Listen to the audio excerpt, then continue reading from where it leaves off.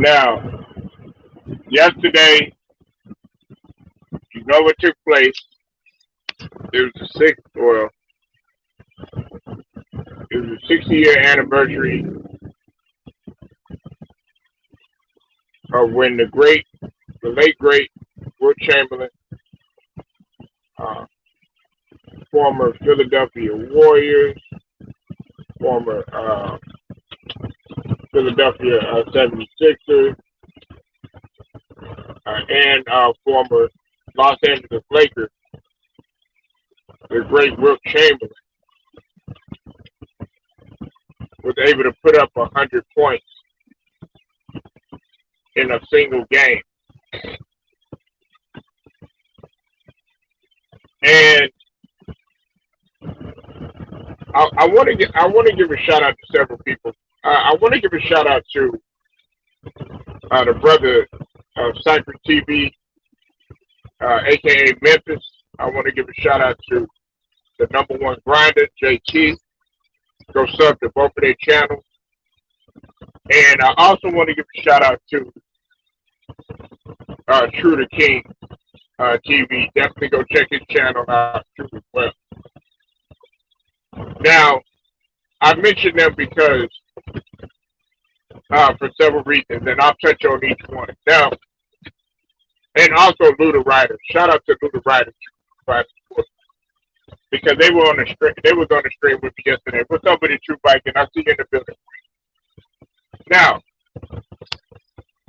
number one grinder, I see you in there, man. I see you in there in the building, bro.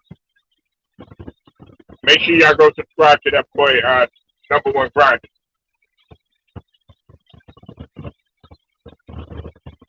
Now, a lot of people got to understand this.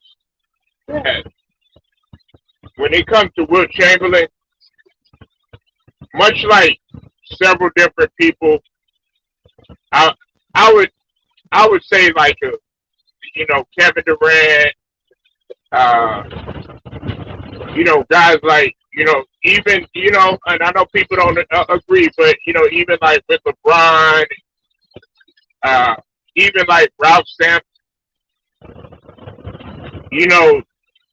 there were guys that the NBA had never seen before.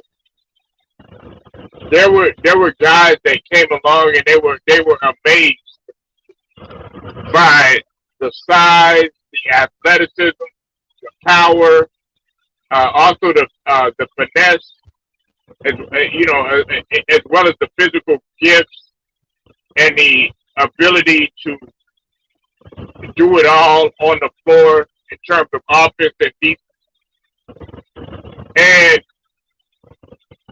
a lot of people, you have a lot of young guys in there that'll look at some of these games and they'll look at them and they'll be like, he couldn't have played in this era, or he wouldn't have made it in this era, or something like that, or whatever, not realizing that, pretty much Wilt Chamberlain was a do-it-all type of player during that time. He could score, of course. Now, a young Wilt Chamberlain was scoring at a rate. He's still the only player to have hold an average, the highest average in NBA history, which is at 50.4, right? And some people look at that and they're like, oh, well, he wasn't playing against anybody. All he was playing against was short white boys, which really wasn't the case. And the thing about it is that even when, opposing centers that did come, Wilt would clearly dominate them, at least when he was younger and everything. And, as he started to get a little bit older, he saw guys like during the big man era, and before it started to explode with even more big man was Kareem Abdul-Jabbar. And Kareem started to take, a young Kareem started to take over and everything. But to get back on Wilt Chamberlain, would he dominate in this era, or how would he do in this era? Yes, he would absolutely annihilate this era. Now, I'm going to talk about two different Wilt Chamberlains. Let's talk about the Chamberlain when he was young, when he was a young athletic beast. You got to remember, people got to realize that he was a triathlete. Wilt played pretty much every sport almost. I mean, he ran track. He was a power lifter. He played basketball, played volleyball. He pretty much could do it. So while you're looking at some of these guys that be 7 foot or 7'1" or 7'2" or stuff like that, and they're trotting down the floor all slow and all that other stuff, that wasn't Wilt. Wilt was a 7 foot not only monster, but he was also a 7 foot athletic specimen as well as a physical specimen. So for people to say, "Oh yeah, he wouldn't do shit in this game today," yeah, right. He would be scoring at an astronomical rate because when he was younger, he was handling the rock and he would go coast to coast. He was rebounding. He was getting he was setting records for rebounds, like at 56 per game. He was throwing outlet passes. He was an unselfish player as he got older, which I'll get to in just a second. But when we talk about, his knack for scoring when he was younger and everything like that, I mean, nobody could really hold him. And everybody thinks that, oh, yeah, he was slim and all this other stuff. He was still strong. I think he holds records for bench press, if I'm not mistaken, for NBA player or whatever. And somebody else might have got him. I don't know. I don't know this stuff. Somebody like. But the thing about it is that what's up with it, man? My bad. I'm up in the car. What's up with it, Daryl Sloan? I see you in the building. My brother Daryl Sloan.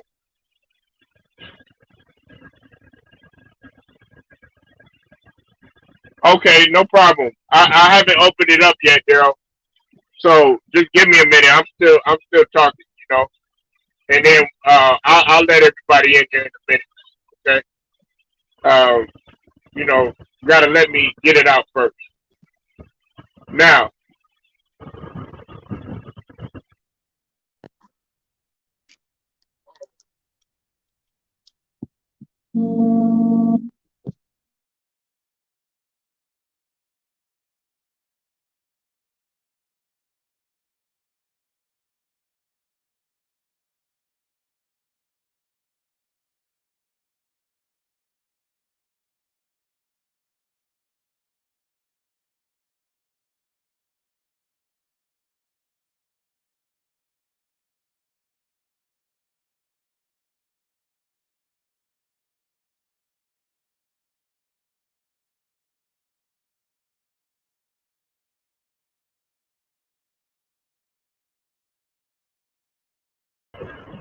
all right. Sorry about that. Okay. Now, I had a call. Now, with the combination of speed, athleticism, strength, agility, Wilt would probably be, I would say, a combination of David Robinson, Hakeem, and Shaq all into one. He would be all of that all into one because he had the candid ability to block shots. That was blocking shots at an astronomical rate. He was also getting rebounds at an astronomical rate. Everybody talks about his scoring, but I mean, he could, his rim protection and his rebounding was great too as well. And he could move. A lot of people think that he was just some old slow-footed individual and stuff like that. No, the guy could move out on the perimeter too, right? He could move out on the perimeter, which is what you see a lot of the bigs doing now. Like you see a DeAndre Ayton who had to improve in comparison to last year because he got ate alive by Giannis in the finals. But nevertheless, I don't take anything away from a guy like DeAndre Ayton. And then Rudy Gobert, who continuously gets exposed on a pick and roll or something like that. That wouldn't happen to Will. That won't happen to guys like Hakeem Olajuwon because Hakeem Olajuwon is he ranks up there in steals as well for a center. Now, also let's talk about the older Wilt, right? The older Wilt in today's game would be kind of like a more hybrid and I would say uh, a more a more better looking version of Jokic or Americanized version of Jokic because Jokic is such a willing passer, and a lot of people don't realize how exceptional of a passer Will Chamberlain was. And then also you got to take into account he focused more on his rebounding and his defense when he went to LA because he said, yeah, he can score all day, but what is that? How is that going to help you get a championship? So would he dominate in today's game? Absolutely. I could see Will if Michael Jordan was going to put up. They said he would average about 45 to 50 points a game. I could see Wilt averaging maybe about maybe about 60 to 70. I know there were some people that said that Wilt Chamberlain would probably get 75 within a half. Especially like, they're talking about a high pick and roll and stuff like that. Wilt was fast, man. He wasn't no slow footed individual that couldn't move. And they played really, really fast at that era. It was really fast paced back in those days.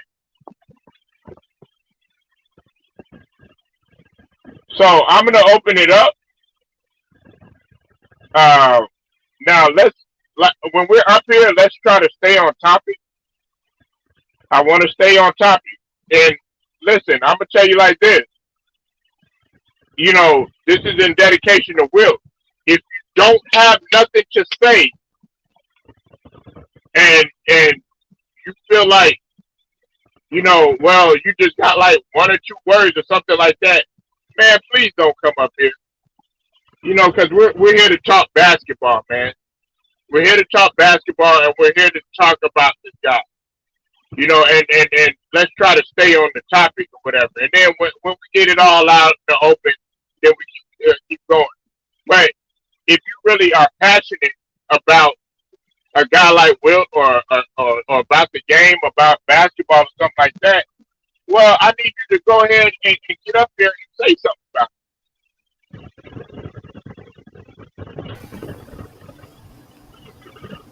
What's up, Daryl Sloan? What's going on, man? How you doing? What's going on? All right, doing pretty good, man. How you doing? All right. Hey, I got I'm at the point where you said that people saying we're changing up against guys that were 6'6". That's false, and I got the proof right here. I got proof. He's going to debunk everything.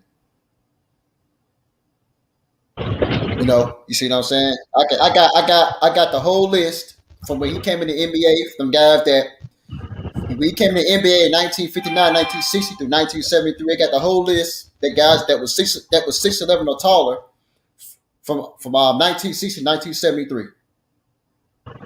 Go ahead, man. Shoot your shot. Okay, y'all already familiar with Kareem Abdul-Jabbar. We ain't got to say that. Kareem Abdul-Jabbar was 7'2". Dennis Archie was 6'11". Okay. Walt Bellamy was 6'11". Tom Bowaker was 7 feet. Nate Bowman was 6'11". Mel Counts was 7 feet. Walter Dukes was 7 feet. Jim Akers was 6'11". Ray Phillips was 6'11". Hank Finkel was 7 feet. Artis Gilmore was 7'2". Sweetie Hallbrook was 7'3". Reggie Harden 7 feet. Bob Manere 6'11". I know you know him. Jim McDaniel 6'11". Arnold Moore 6'11". Dave Newmark 7 feet. Richard Neiman 7 feet. Billy Polk 6'11". Craig Raymond 6'11". Elmore Smith 7 foot. Chuck Sherry 6'11". Ronald Taylor 7'1". Nate Thurman, I know you know he's Hall of Famer, 6'11". Walt Wesley 6'11". Tom Payne 7'2". Greg Spielberg 7'1". He was backing up Willis Reed in those 1970 championship. He was a 7'1". Craig Spencer 7 feet. LaRue Martin 6'11". You got Vic Bartolome 7 feet. George Johnson 6'11". William Smith 7 feet. So that bumps that whole myth. That's false. False. These are guys that he faced that was 6'11" taller when he came in the league and when he retired in 1973. That's a fact. That's facts.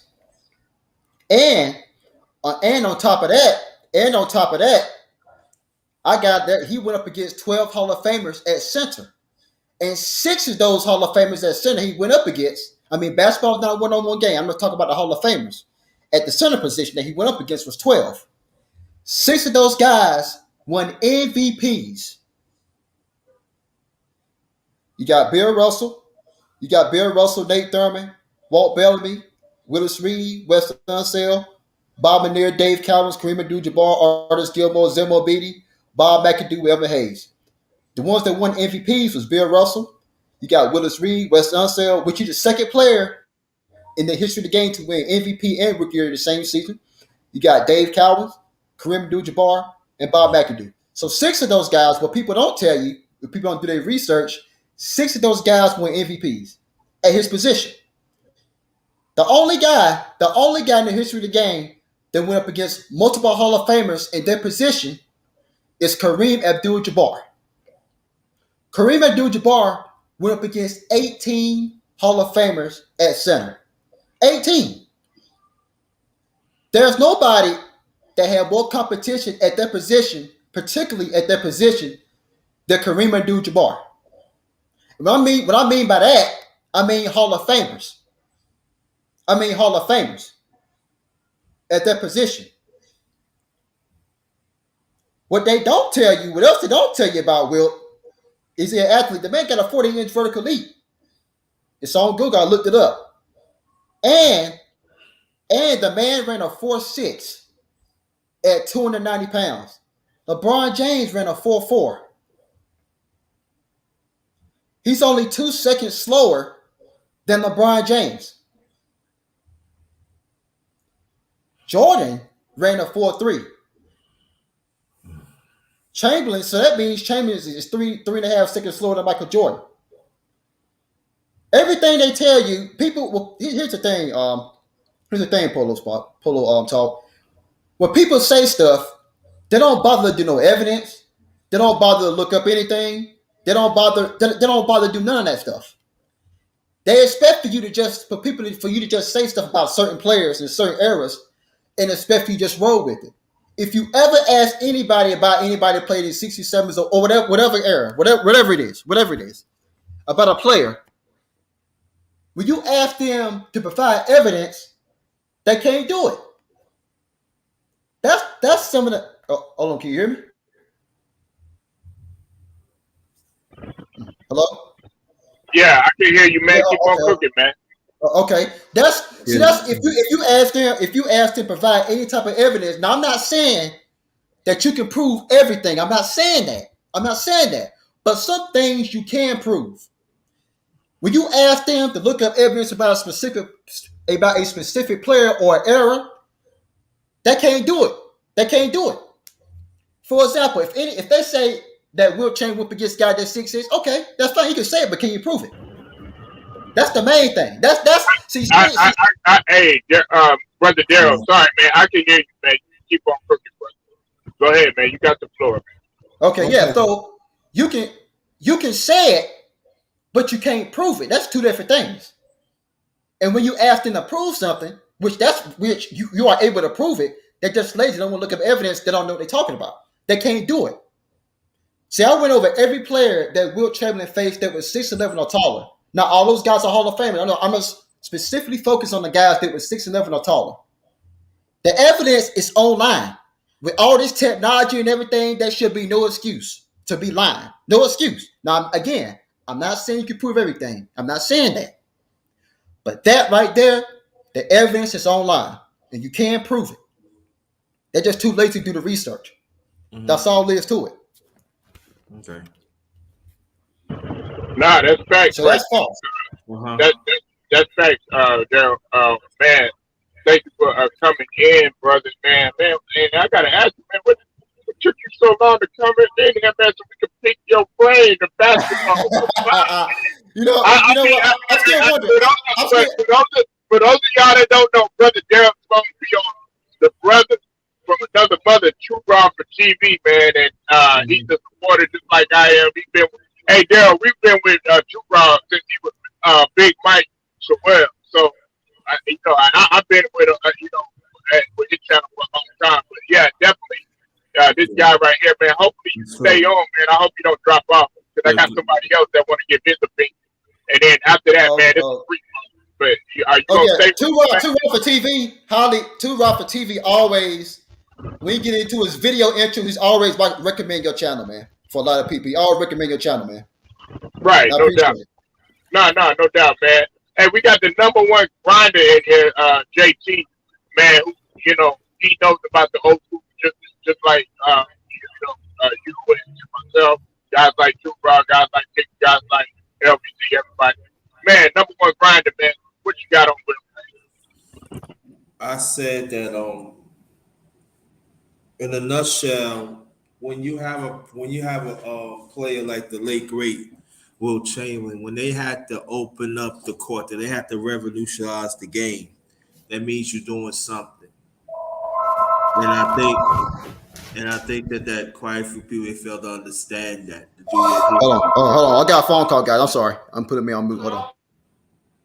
So for me, it's like I still gonna stand this. If I start a team, I would start Will Chamberlain. Yes, I would, because he could do it all. And plus, a lot of people don't understand that. Let's not forget about the steals he had too. Let's not forget about he never fouled out of the game. Never. He never fouled out of the game. So we need to talk more about him. And I'm telling you, if he would have played in this, if he would have especially played in this era, he probably would have had 100 points a few times. So who's going to stop? Because it's going to be one-on-one. How you going to double? Or are you going to double? And you got some shooters. You like guys that like they have to shoot threes too. You know how many assists he would have? Just one quarter. It would have been not fair. Then you go zone. You used to go man. You go zone. You could go zone on man. Will could play any defense. You ask him. I put it like this. How was the tall guy? Now I'm saying in this. Okay, I'm back, guys. Sorry about it. I'm back. All right, in this era. No, it's all right. Number one grinder. So in this era, you ask Will, who gonna hold Will in this era? I don't think not. So I'm just saying, I always tell people, do your history. I told people, do your history. And I will say this, that Will got mostly all records in the NBA offensive defense. Practically all of them. And some of them, the majority of them is never going to be broken. So, just like you said, Gigi Polo, like people always want to talk about the 50s and the 60s, and those are great players back then. They played fundamentals. And those are the ones, and with less resource. They have to wrap up their own hands, wrap up their own wrists, wrap up their own ankles. It was harder for them, but with the love for the game they played, and the conditions back then was atrocious. They played with old basketballs. It wasn't really no sponsors back then. It was barely, so they had to go to work. And so. Yeah. So for me, it's like put some respect to the era, put some respect to Will Chamberlain. I'm just saying, ain't nobody gonna never be like a Will Chamberlain, never will. And I'm saying, if he would have played in this era, it would have been a joke.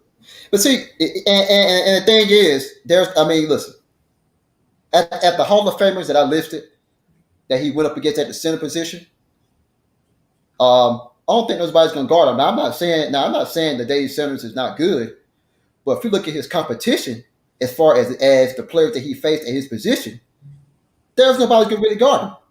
Nobody's gonna have Joel Embiid. I mean, by the time he back down Joel Embiid, if he put me to Joel Embiid one time, Joel Embiid gonna get hurt.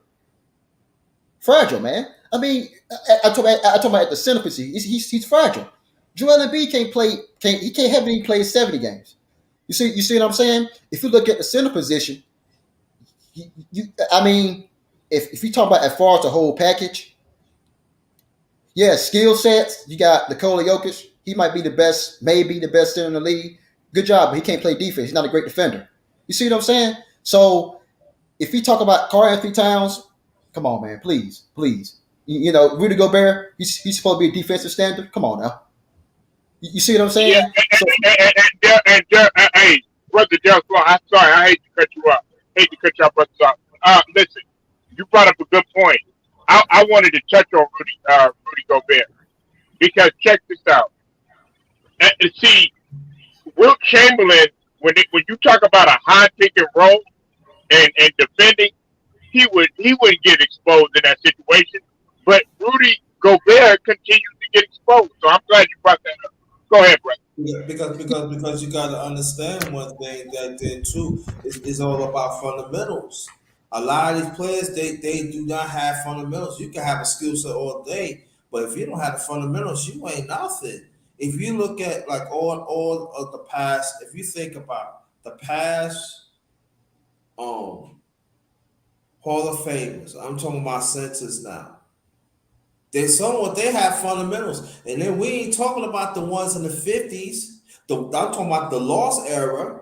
They got of great plays back. I'm talking about centers now. I'm not talking about any other position. They had They had great centers back then, like George Mikan, the late great George Mikan. You know what I mean? Great fundamentals. First person, three-peat, y'all. First person, three-peat. Minneapolis Lakers. Look it up. Mid-50s. Look it up. yeah, We'll play against them. Wow. So this is what I'm saying that I always tell people that, do your history. Don't do your Brother Polo always said this, and I said it, but don't do your history just 30 years. Do your history 30 beyond, because y'all missing out. Y'all missing out some great history. And then you got people. We got to put more respect on Wilt Chamberlain's name. What it is? Gotcha. and Hey, and the thing, we got switch. My bad. Daryl, my brother Daryl. no, go I ahead, got my go ahead, Pillow. My fault. Go ahead. no, it's all right. I'm gonna let you say what you say, but I just want to let y'all know we got the brothers. Coach, put some respect on his name. Coach Sonny up in this bitch. He's a coach. He's coaching prep right now, prep school. He got his own channel, Switch Life Media. Definitely. When you talk about knowing the science of basketball, actually being there, right there, right? It's not on TV or anything, but actually getting into the core and actually being with the players.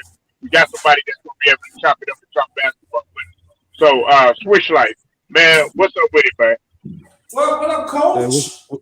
what's up, everybody? What up, Coach? Hey, What's going I on? seen Wilt Chamberlain. I had to click on the video, man. Yeah, man. What's up, I had to click on Coach? the video. But in regards to the topic, I think he'll thrive in this era. He'll thrive in this era, man. He one of the best athletes Easily, ever. And easily, and that was my granddad's high school teammate, Overbrook High School. He showed me his yearbook. Really? Swear to God. Swear to God. That was my grandfather's teammate. Yeah. Tell us more about that, bro. Yeah, And, Yeah, yeah. Well, the question was, Switch Life, in this era, our coach. I think he Yeah, would thrive in this era. yeah. How would he do in this era? uh, If you look at his athletic skill, first off, he was running like a 4.5, bench press out of this world, vertical leap out of this world. He led the league in assists. He can pass the ball, play from the high post, switch on defense. He was hitting half of his points off jump shots, so he had a jump shot, one-legged fadeaway, whatever you wanted, man. So he could thrive in this era, man. and And this And is let, an offensive league. and let me say this though, that and I'll go more on Coach. And me and you, I think me and Coach and Brother Polo did talk about a few days ago.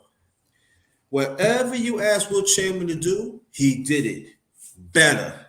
Think about in '68, he led the league in assists. Do you know what happened? Do you know that was going on his ninth year in the NBA, y'all? Ninth yeah, I think it year, Yep. was y'all. eighth or ninth year. Yeah, Eighth it's or eighth or ninth ninth year. year. Yeah, I So believe. Yeah. right? That's towards the twilight of his career. You understand what I'm saying? People want y'all see just what I'm saying. It's all about fundamentals. People always keep on questioning the brother Will's IQ. His IQ is so tremendous that we don't even talk about. Even on defense, he's not a read defense. He could jump out and block shots, pass it, And somebody hit the jump shot, give it up and everything. When he knows he's in trouble, he backs it out and stuff like that. See, that's IQ, people. That's IQ. And the thing is, the man. If you talking about, I'm pretty sure y'all have heard this. The players are saying that the players today are better, bigger, faster, stronger. I don't believe that. Here's why. If you go on Basketball Reference right now, players are not taller today. And if you look at right now, it said NBA league averages per game. The average, the shortest. Let's start with the shortest height, and this is a fact. This is no lie. This is the proof. This is the proof. This is fact.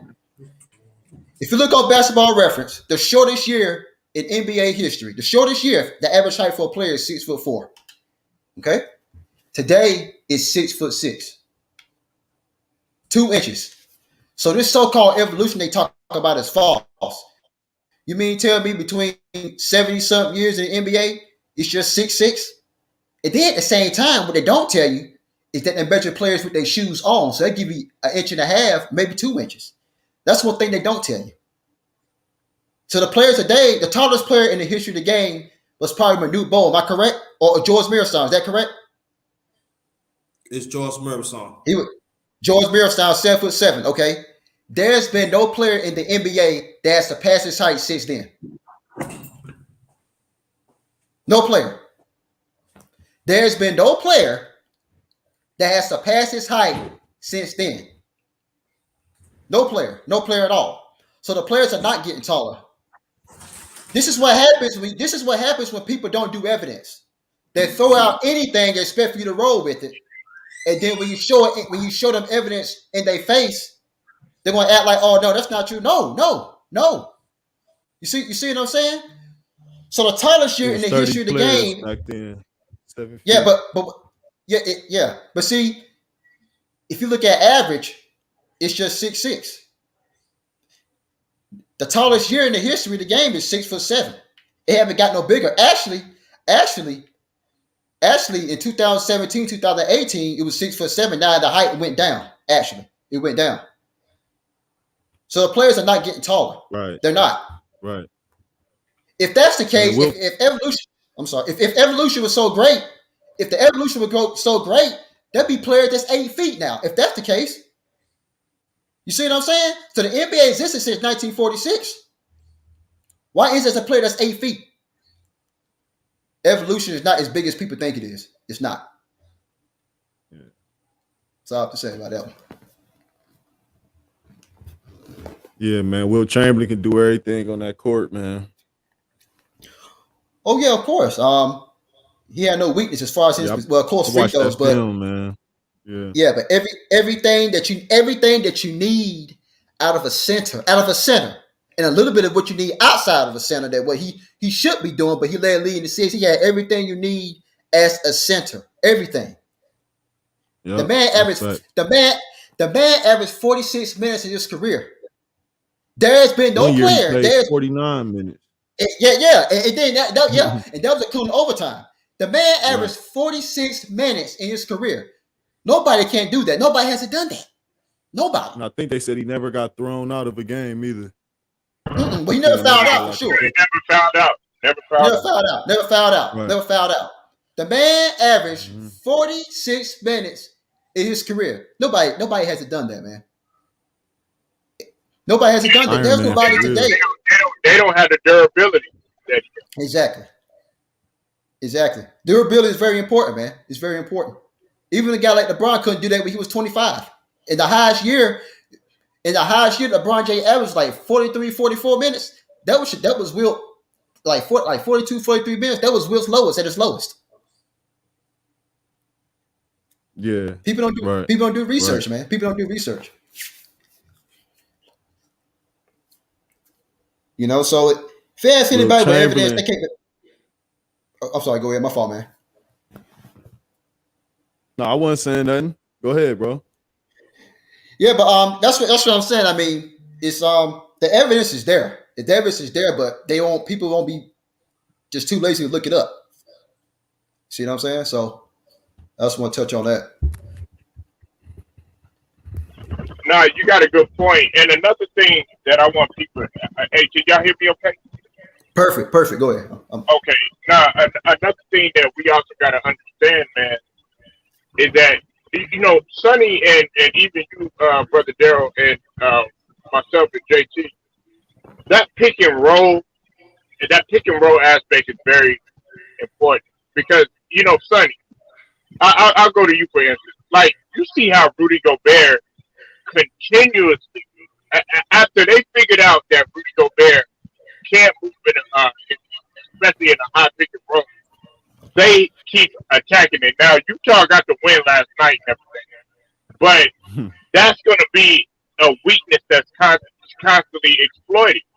But with Wilt Chamberlain, like you had to do everything that you could in your power to exploit any type of weaknesses if there was any for him. But in that pick and roll situation, Wilt would be phenomenal, especially when you're talking about a guy that runs a 4-5-4-6 and is able to move out on the perimeter, sort of like Aiden was. And even Aiden, like I told brother Daryl Simone, Aiden struggled with Giannis last year moving laterals.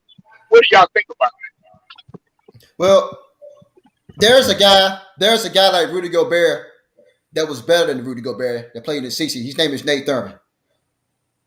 He's better. Rudy Gobert. People act like Rudy Gobert is a decent. I mean, there's plenty of guys that's better than Rudy Gobert and what he does in his position. Yeah, there's plenty. See, it was exposed last year. I mean, Rudy Gobert, great shot blocker, good shot blocker, but his lateral quickness. Again, that goes back to me saying better athletes. I mean, his lateral quickness is exposed. He can't really move that fast. I mean, he can't. His lateral quickness is not good. His straight speed for running from court be a for liability. back. Exactly, a huge liability. You see what I'm saying? Mm-hmm. With Wilt or various with other bigs, it won't be. And that's like Polo Sports said. It depends on what version. You see what I'm saying? Of Wilt Chamberlain. So anything from especially San Francisco Warriors days and in Philadelphia.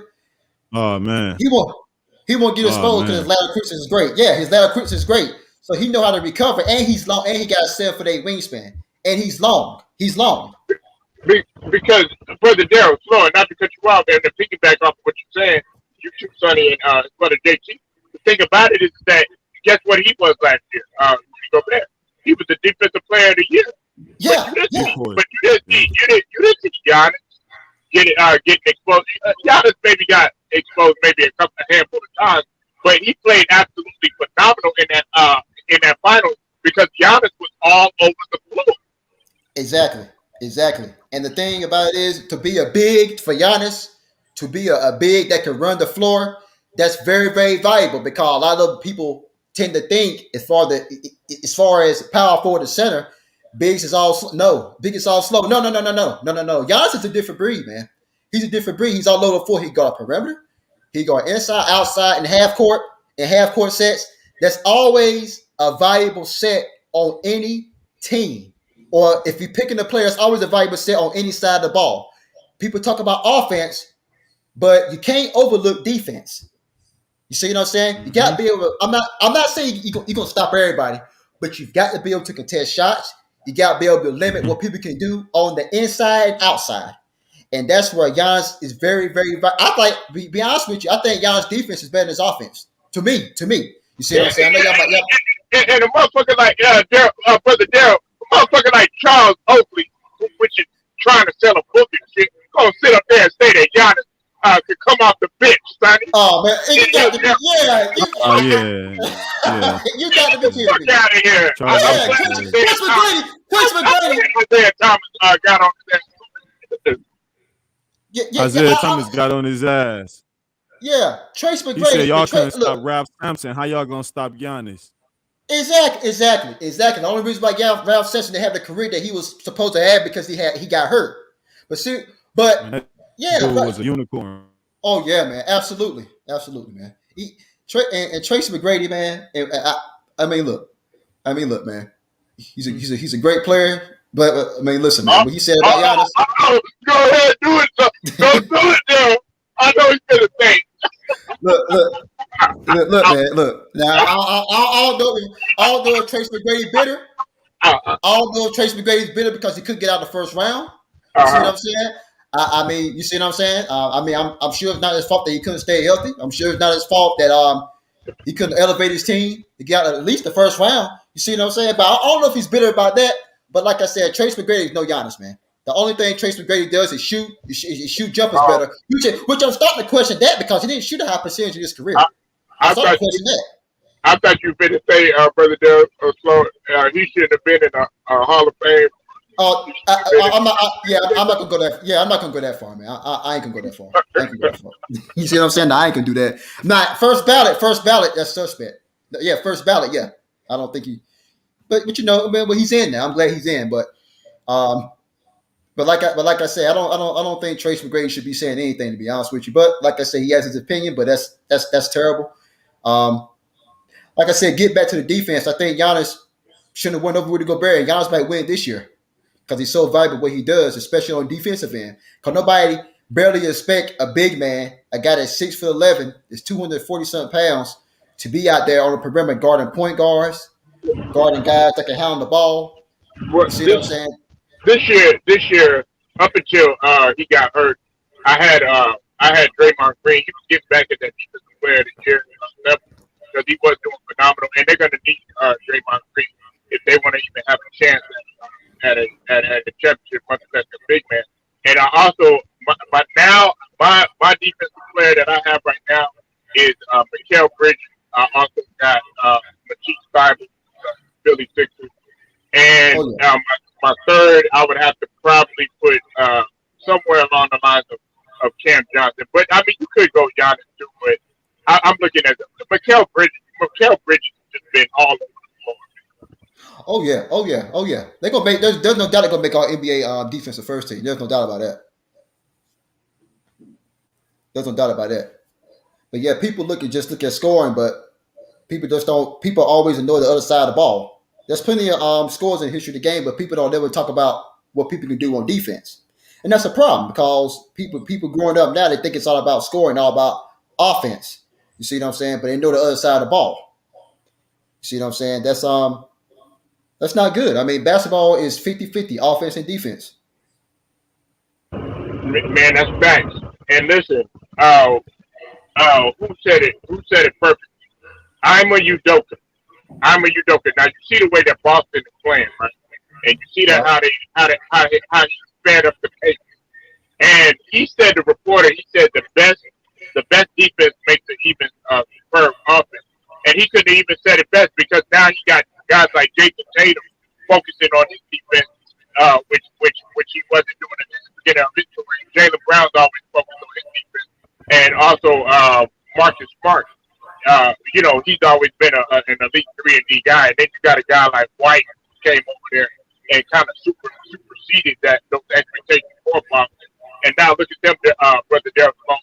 They actually have the best record in the last 10 games. They're 8-2. Besides Miami Heat took that L yesterday against the Bucks. They're Yeah. 9-2. They're the only two teams that have a good record within the last 10 Yeah, I think Boston's been balling for the last. Just like you said, Boston ball for the last 10 games. That was a great win by Milwaukee. You see what I'm saying? But yeah, I Right. think Kevin. Holiday got that shot. My bad. Go ahead. No, go ahead. No. I was agreeing with you. Yeah, That shot that Holiday got. yeah. They said Kevin Durant might be back tonight for the next game. Oh yeah, he's coming back. He'll be back tonight and everything. You gotta wonder how that dynamic is gonna work out if he's gonna be even durable because he can't keep going in and going out because they're not gonna have a chance. You got to think about Chicago, you got to think about Miami, you got to think about Philly. you got to think about Philly. Because we're the top three teams in there, and because I'm a Philly fan and everything. And listen, we're feeling ourselves right Yeah, I mean, y'all doing y'all want? How much y'all want? Like 3 or 4 straight games so far? Philly now. Yeah, it's been three. three. It's been three. But listen, it's been Brother Daryl Sloan. You know this. It's been against mediocre teams. Yeah. We got a tough schedule coming up, Brother Sloan, and I want you to let people know. Listen, you haven't been battle tested or proven. When we ran up against Phoenix, guess what happened? You gotta ask for Brother Dale. When we ran up against Boston, got blown out of the building by 50. You know what I'm Yeah, saying? So yeah, I'm not gonna sit up here and hold championship expectations all this other stuff. No, we got can we get to the goddamn Eastern Conference Finals first? yeah. We just gotta give a little bit more time and see. You're right. You said they had been battle tests. You see, New York Knicks. I mean, we all know. I mean, there's nothing to say about that anyway. You see what I'm saying? Minnesota. Okay. Yeah. They try, but they're not no playoff team. Right, back. The other team they beat, but we have to see. Just like you said, it can't be battle tests. We got to see how they look against good teams, at the very least halfway decent teams. You see what I'm saying? So even Cleveland, don't I can't, What, hey, don't rule them out. I'm not saying they win a championship, but they're making some noise. They're making some noise. They don't take them lightly. oh yeah, no, not at all. You see what I'm Because saying? and they're having a little. You talk about Chicago. Yeah. You talk about Chicago. No, I'm talking about Cleveland. Cleveland. I said Cleveland. I said Cleveland making some Yeah. noise also. I'm not saying they're gonna win anything, but I'm saying they're making some noise also. They're not to be taken lightly. They can make some noise. Yeah, that's what You we see what I'm have, saying? Brother But Dale. I think Chicago playing good. That's what we got. We got Cleveland, we got Chicago, and we got Miami, and then we got Brooklyn. Correct. Those Correct. those are that's So we have that's to a,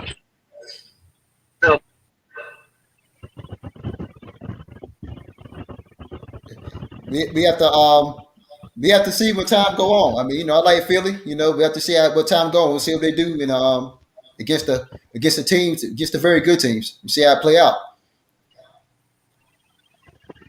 yeah. Hey, Brother Dale, can you hear me, brother? Yeah, I hear you. Go ahead. I'm listening. Go ahead. Oh, okay. I think I'm coming in a little late. That's what it is. With my headset and stuff like that. Hey, Grinder, you still there? I think Grinder stepped away for a minute though. I don't know if he's still there, but yeah. Anyways, man, yeah, Brother Daryl, man, I thank you, man, for coming through and showing love, man. You gotta come through, man, so we can pick your brain more often. Oh yeah, no problem, man. No problem, man. No problem, man. Yeah. I just go by. I'm sorry. Go ahead. No. Are you a no? I want to know more. Are you He's my like best. He's my favorite player. He's my favorite player, man. No doubt. okay? Yeah. Okay, no wonder. Okay, that's what it is. Okay, now who's your team? Who's your team? I always like Philly. I like the Charlotte Hornets. I'm from North Carolina. I live in North Carolina, but I like the Charlotte Hornets. But that's another story. But the second team I love Philadelphia. I always been to Philadelphia. Love Philadelphia. Oh yeah, man, you had the right channel, brother. You had the right channel, man. I'm all about Sixers. I've been with the Sixers even when man, brother Daryl, you remember when we had a time period, man, when we were ass. We had talent, but we weren't Yeah. going nowhere. You know what I'm saying? Yeah, man. Yeah. Allen Iverson. And then, watching Allen Iverson play. You see what I'm saying? But yeah, I love Philly. I love Philly. I take it further than that. Jeff Malone, Jeff Hornacek, Clarence Yeah. Westbrook. Jerry Hey, Stackhouse. yeah, Hershey Hawkins, Jerry Stackhouse, got that Rick Mahorn. Oh yeah. Yeah. Absolutely. Yeah. Absolutely, man. Absolutely. Yeah, Absolutely. man. Like I've been with Philly since then. Everybody like, oh no, you do it with Philly because of trust the process. What? Yeah, I was with trust the process. Trust the process of elimination. Shit. You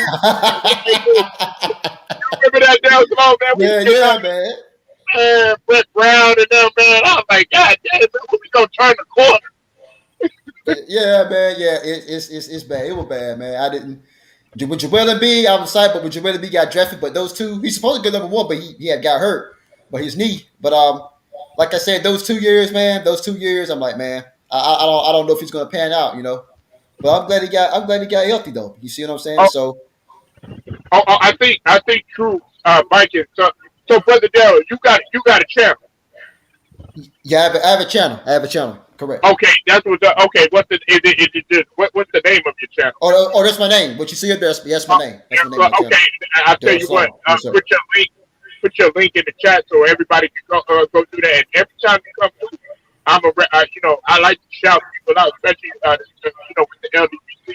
I like to show people love and stuff. You know what I'm saying? If they have a channel and everything, man, because I believe in supporting other brothers, man. But y'all go subscribe to the brother Daryl Sloan. Definitely a basketball divine story. You know what I'm saying? No, Oh, absolutely, man. Yeah, I'll put my channel in the link, man. no doubt, man. But yeah, man, I'm glad you're a Philly fan, man. Now you gotta come. Hey, now I'm gonna be hunting you down, brother Daryl. So I'll be like, hey, you ain't been over here in a minute now. Don't tell me you going over there to Carolina. Oh yeah, I'm gonna come through, man. If I see you live, if I see you live, man, I'm gonna definitely come through, man. I'm gonna come through. Yeah, I know you be on your grind, brother, man. It's all good, man. I'm happy you came through and showed love. Oh yeah, man. I'm gonna show love, man. I know. Yeah, Tuvar highly recommend your channel, man. He highly recommend your channel every time, man. Right.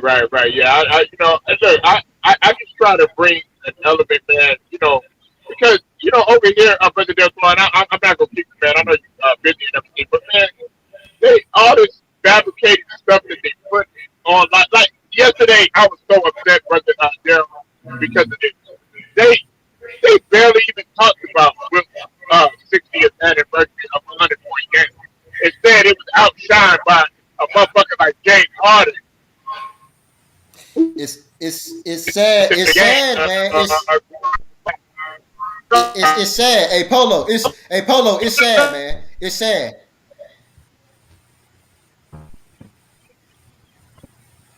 Yo, Polo, you go out or something, man?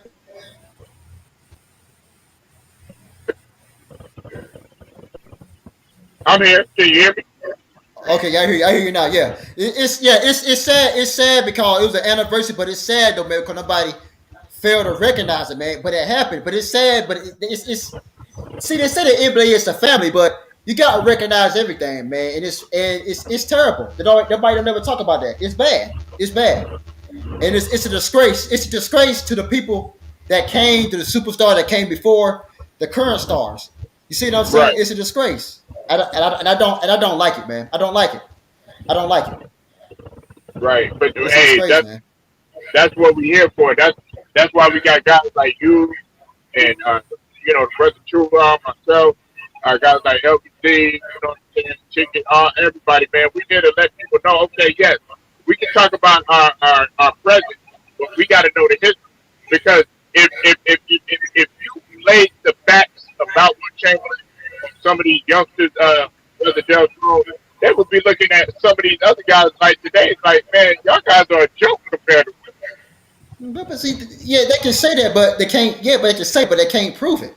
You see what I'm saying? They can say what they want to say. You can think what you want to think, but if you don't have proof, if it's not a fact, it's not a fact. You see what I'm saying? It's Right. not a fact. I debate Right. people all. I debate people all the time, man. I debate people all the time, and one thing they always say is that saying that Wilt Chamberlain and Bill Russell up against guys that 6'6", that's false. That never happened. That never happened. Yeah. I mean, Like he was playing against cab drivers and yeah, all this.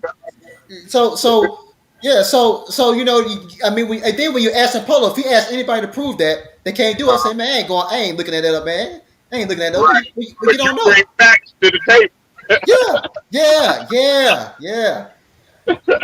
Yeah. He didn't go up against guys that 6'6". That's false, man. That's false. I got every guy that he went up against that was 6'11" or taller. From when he came in the NBA, when he retired. That's false. Yeah, and see, that's the misconception, and that's why, like, I try not to go by, oh yeah, you know what, they did this or they did that, and just taking your word for it. I'm gonna do my own research. I'm gonna talk to some brothers that actually played, that played the game, because I'm gonna tell you another guy that doesn't get a lot of credit, another guy that doesn't get a lot of credit for the innovation of what basketball is today is Connie Hawkins. Oh yeah, Connie Hawkins, absolutely, absolutely, man. Which Giannis remind me of him also. Oh, Connie, really? yeah. He remind me of him, but he just taller and faster and better defensive player. Oh, okay. Yeah, Athlete. I saw. Well, let me ask you this, brother Daryl. Do you think I'm off by saying that Giannis reminds me of a guy like Amari Stoudemire? No, you're not. I'm gonna tell you why. Um, Amari Stoudemire was a big dude when he come out of high school. He was a big dude coming out of high school, but Switch life. Where'd you go, man? I, I think Giannis Giannis brings more to the table than Amari Stoudemire. He's stronger. He's a better defensive player, more athletic, and durability. That's the thing right there. Durability, Uh, his um his hunger, and his ability to lead a team. right. Leadership. Leadership, yeah. So no, that's not far fetched at all. That's not far Right. fetched at all. Better score. And because yesterday we were talking about. See, this morning I got into it with a guy, and we were talking about, we were debating the fact about, James Harden, and in comparison to Maxey, and I'm like, okay, you sitting up in here worried about the stats that James Harden. Yeah, he had 26, 9, and 9, but guess what? He had 3 turnovers. But you look at Maxey's stats, he not only he didn't commit any turnovers, Brother Devin, but also he was a plus 22. And on top of that, yeah, he had 25 points, but you're not realizing, that when you commit turnovers and everything like that, your value goes down. And he had a lower plus minus percentage. I think he was like plus 9, and Maxey was at a plus 22. But you sit up in here saying, "Oh yeah, James Harden did this, James Harden did that." Maxey is the playmaker for our squad. Would you agree? Yeah, and not only that, when it comes to the defensive end, I mean, look, man. Again, this is what people ignore. You ain't got to worry about James Harden playing defense because he's not going to do that. But like I said, you got somebody that's valuable that can guard smaller and quicker guards. I Right. think I think I think like I said again, people overlook guys that does it on a defensive end. Uh huh. And the reason why they do that because it's not as sexy, it's not as ooh and ow. I like people that does the dirty work, man. You see what I'm saying? Yeah. That's plenty Yeah. of that's plenty of guys in NBA history that can score. NBA history got full of scores. Is that correct? Right. But That's see, right. I like guys who does the dirty work, man. And that never gets recognized. That never gets recognized, and it's bad. It is terrible. But those interior defense, rebounding, it's the two things that wins basketball games for the most part. Right. And you see, I get into this, this casual debate with a lot of the younger audience, Brother Darrell. And you see, you said something that was very key. See, like, when you said it's not looking sexy or whatever. Well, see, a lot of people don't know that the point guard was not meant to be a sexy position. It was mainly, you were supposed to be just a facilitator, set the table, do a little, light a little bit more with it, and also make sure that you put the clamp down on defense. Well, when you look at a guy like a Jalen Brunson on the Dallas Mavericks or whatever, they'll be like, "Oh well, yeah, man, Luka's the best player. Luka's the best player." Yeah, you might be getting all the points, but that doesn't necessarily make him the most important player. The most important and the most impactful is Jalen Brunson because he's a good facilitator and a good point guard. Yeah. And they overlook stuff like that because oh man, he just fat. But like I said, that's what a point guard initially, majority of the history of the game, as far as the point guard position, that's what they are. You see what I'm saying? Right. So it's I mean it's bad that's why guys like Gary Payton and John Stockton don't get the props they deserve because Right. of even Jason Kidd and much other point guards also. You see what I'm saying? Just to name a few. There's more, but I'm just naming a few. You see what I'm saying? Right. So those guys don't hardly get the credit because they weren't shooters, quote unquote. Well, John Stockton shoot, but I'm gonna say he's mostly a passer. They won't quote unquote fancy shooting. There wasn't no shooting that didn't cost you up. All like these players today don't give that. But at the same time, they help their team win basketball games. You see what I'm saying? Even though John Stockton win a title, but John Stockton can fit on any team. You ain't got to worry about him fighting over the ball, about him getting his numbers as far as the scoring. His job is to try to make his teammates better by facilitating and distributing. That's his job. You see what I'm saying? So a lot of guys say, I can't put him over this guy because he's a scorer. It don't make a difference. People have their own way of impacting the game. Everybody is not born with the same gifts as certain type of players in the game. It just ain't gonna happen. That's just not the way it is. It's just not gonna happen. You can't get. I mean, you can't get upset with somebody because they're not this guy. Everybody have their own ways of they have their unique ways of impacting the game. You see what I'm saying? So if you want to get involved, you're not gonna choose a player that's gonna score 25 plus points a game to involve their teammates. You see what I'm saying? So if you get a floor general, that's what, and guys like Chris Paul too. So you see, as much as people don't like him of his attitude, but they apparently like him in Phoenix. You see what I'm saying? So yeah, hey, you know him personally too, but yeah. I'm sorry. Say it again. no, you know Chris Paul personally because you Carolina. Yeah. Yeah, way far, yeah. But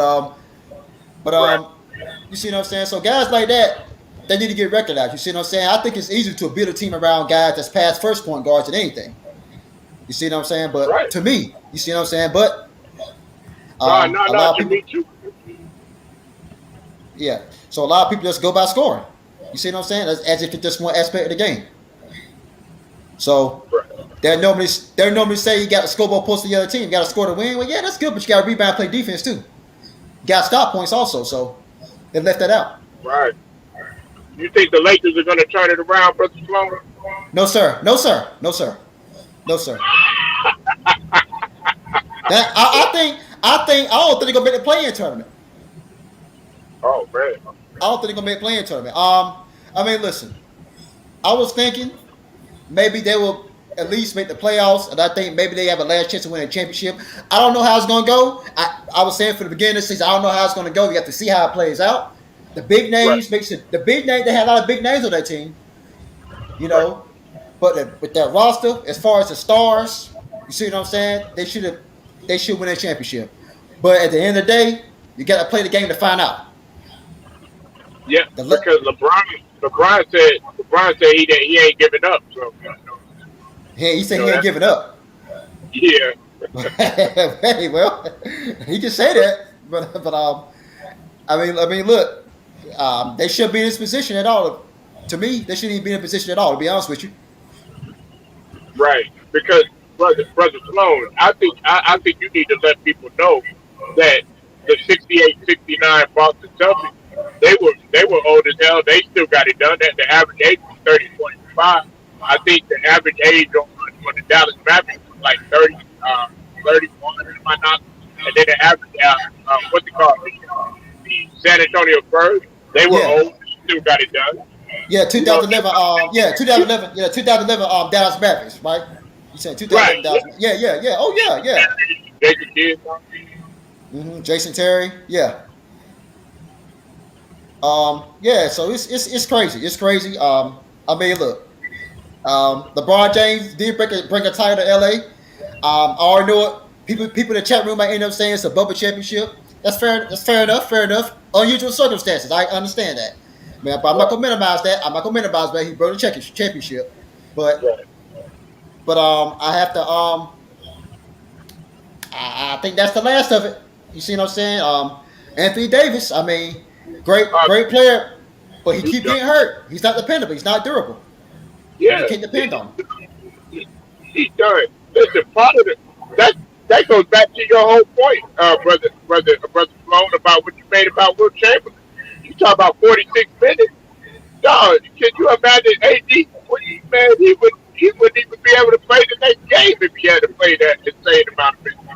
He can't. He doesn't even average. I mean, Correct me if I'm wrong. I don't think he averaged 38 minutes in a season. I have to look that up. I'm not sure about to look that up. He definitely did average 40 minutes. See, that's the Right. thing. Anthony Davis, see, you got a guy like that. And to be honest with you, Polo Sports, to be honest with you, man, the man should have been the best player in the league 3 years ago. He should be the best player in the league right now. Right. But, like I said, his desire, his commitment to excellence, his durability, is keeping him. It's keeping him from that. I mean, he's going to be a Hall of Famer, no doubt. But at the same time, a guy like that cannot lead your team. He can't lead your franchise. I'm not saying a guy win championships by themselves because nobody don't. I'm not saying that because in order for that to happen, 91% of the time your team's got to be good enough, at least be halfway decent to win a championships, at least. I'm not saying you got to have a team for the superstars. I'm not saying you got to have a team for the Hall of Famers, but at least be decent enough to put around the star player. Right. But at the same time, I'm sorry, go ahead, Polo. No. You got it. No, I'm agreeing with you, bro.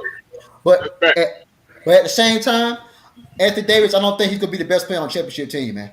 I don't. And then in New Orleans, here's the thing: in New Orleans, he was great, but guess what? He played 7 years.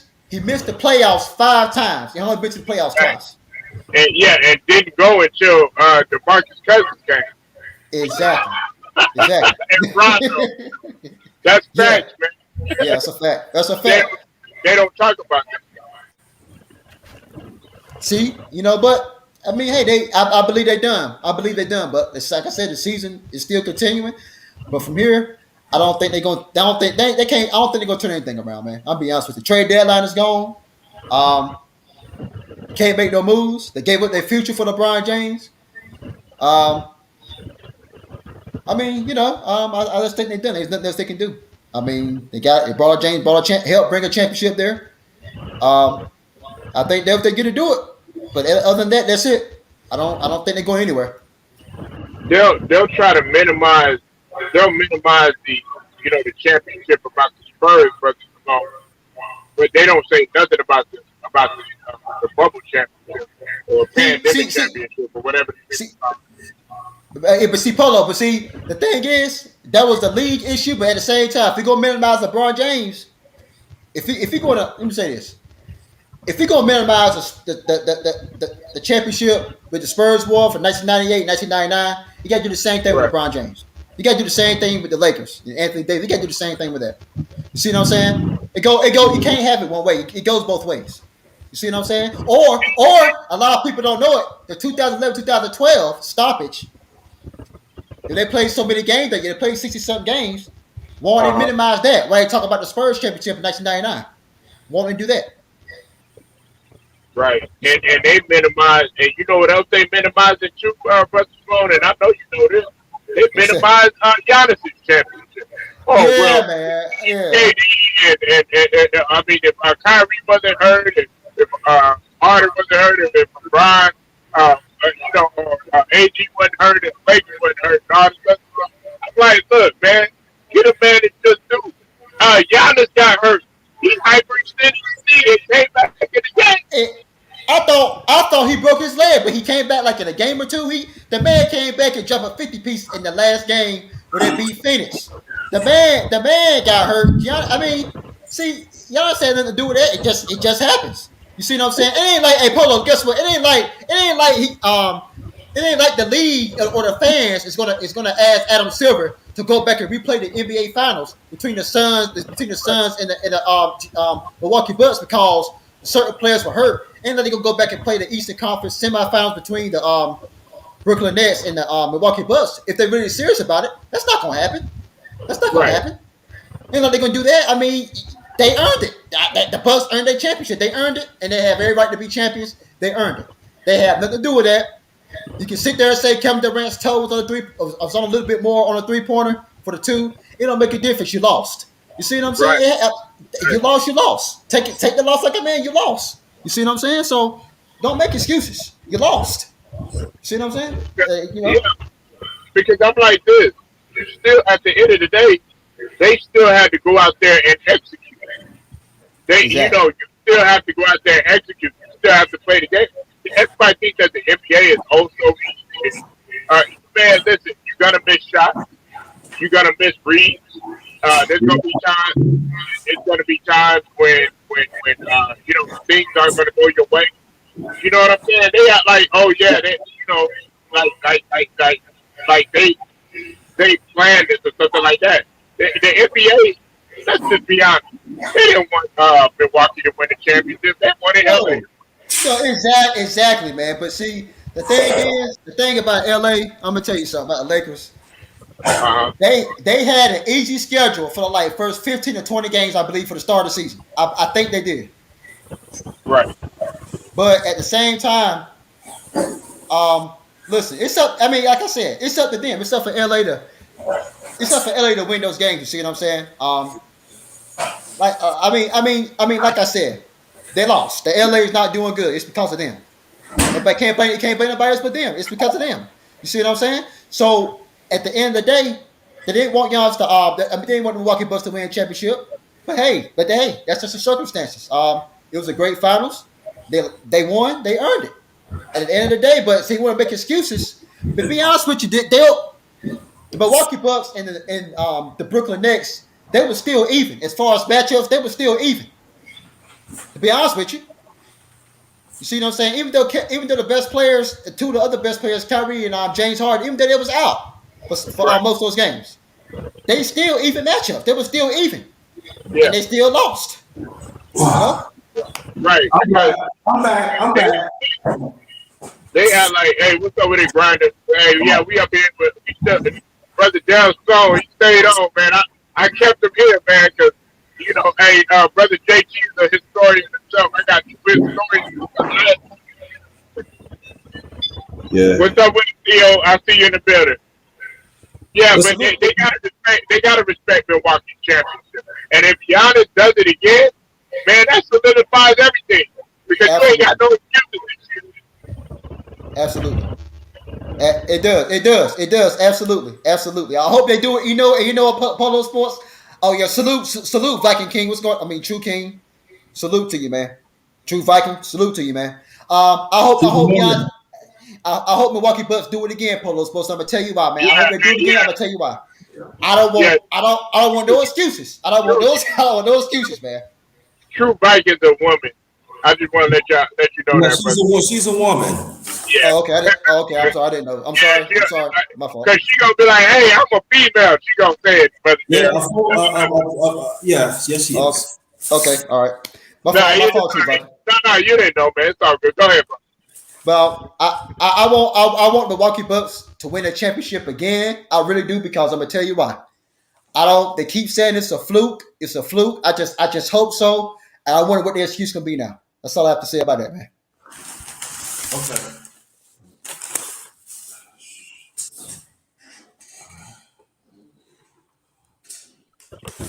What you got on that, JT? Now I told you I just got back getting my food. So what y'all was talking about, and I feel it. Oh, go ahead, Polo. Yeah, we talking about Milwaukee and you know, them possibly repeating this year. But if you eat, it's all good. You know me, man. I eat, drive, I do several different fucking things at one time. Now look, I'm gonna tell you like this, okay? The thing about it with Milwaukee, I'm so sick of people not giving Giannis his props and not, you know, they sit up in here like Charles Oakley sitting up there saying that Giannis will come off the bench and shit, all this other stuff. First of all, if he played in that era, guess what? They would have never seen a guy quite like Giannis, like except with the exception of what you said, like a Connie Hawkins, even like the motherfucking James Worthy. You know, a lot of people forget how, you know, James Worthy was the Finals MVP. I think people forget that. Exactly. You know, and people, wasn't he a Finals MVP? Yeah, he was 1 year. Yeah, he was. I believe it was 80. I believe it was 87. I believe it was 87. I think it was 87. 87. Okay. Check this out, brother Sloan. You had a motherfucker come up in here one day, and I think JT was on the line with me. Oh no, I think it was JMJ was on here. Shout out to JMJ Carolina. But he was up in here saying, "Oh yeah, well, James Worthy got cooked in the finals by Adrian Dantley." Man, what? Adrian Dantley gave anybody the business. Exactly. That tells me you didn't even pay attention to the fucking game. And then on top of that, James Worthy, he was always good for at least two or three blocks, and with the exception of a couple of games. And he was getting steals. He was all around. So that tells me that your ass don't even pay attention. You talk about Adrian Dantley in the fight. And also in the playoffs, Worthy had a triple double too in the playoffs too in a crucial game. See, listen. This what when people don't. Again, it's going back to what I was saying before, fellas.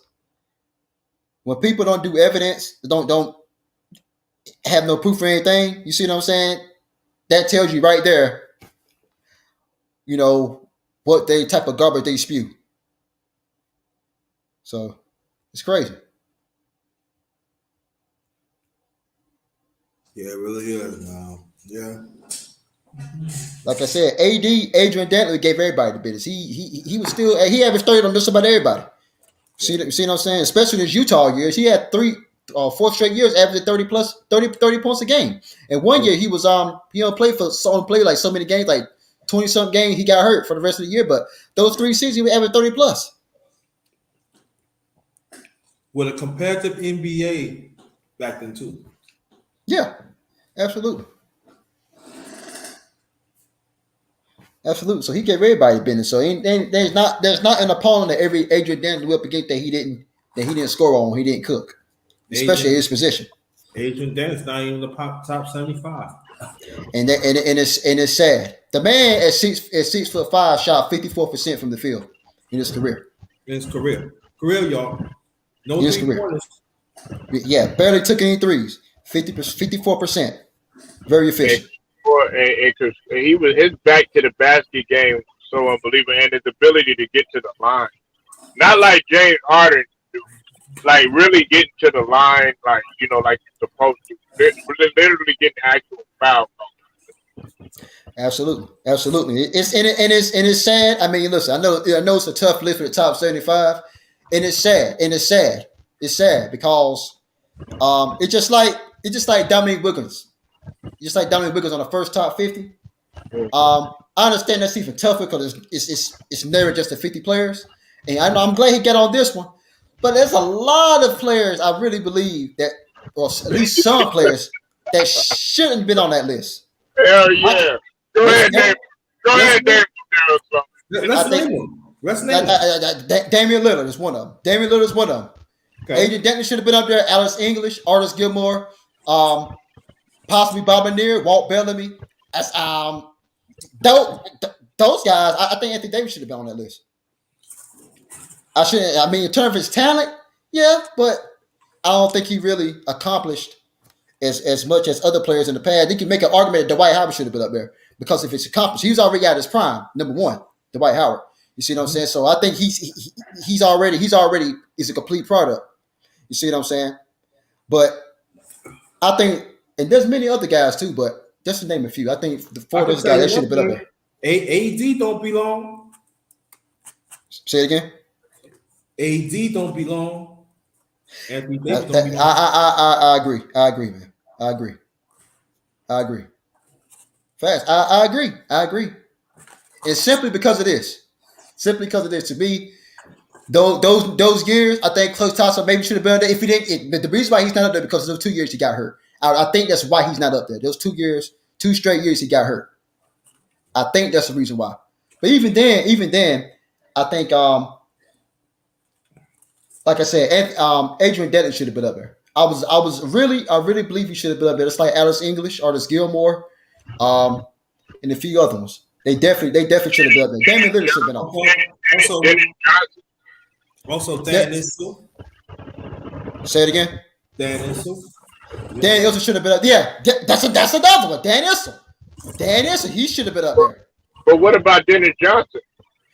He had the case to been up. That's so many, but Dennis Johnson definitely has the case to been up there. I mean, because he led, like I told JT, man, he led the Sonics team in '79 and was Finals MVP. Let me ask you, what about Elvin Hayes? Elvin Hayes in the top.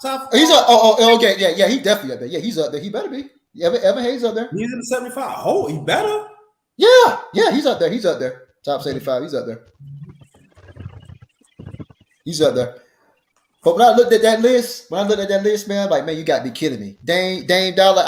I think what hurts Anthony Davis is those 7 years in New Orleans. He missed the playoffs 5 times. He missed the playoffs more than he made it.